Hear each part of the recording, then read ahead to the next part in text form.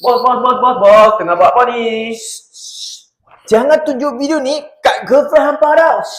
Kenapa? Sebab yang ni lah, Nyonya 33 rendang ni pasal yang ni lah.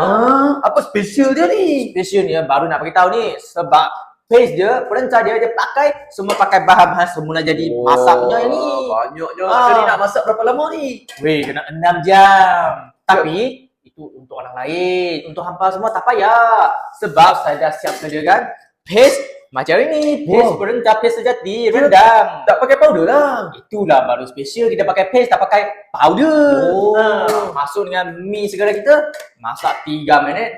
3 minit aja. 3 minit je? Ya, 3 minit. Dah boleh siap kita punya mi rendang. Wah. Jom kita rasa. Wangi lah betul.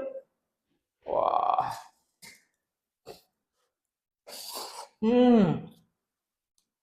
Nampak sedap tu. Bukan saya sedap.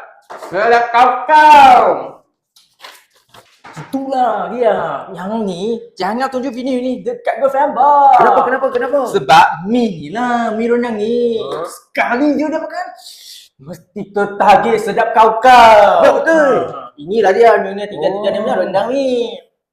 Macam ni nak kena beli dekat mana? Weh, nak beli dekat bawah beg kuning aja. Nampak tak beg kuning? Nampak kan? Dekat sana, tekan masuk. Untuk sekarang dapat lagi harga terbaik. Tetapi itu untuk 100 orang terawal saja. Tapi aku pesan lah ni, jangan beli sebab memang sedap kau-kau ni. Tapi jangan beli ya.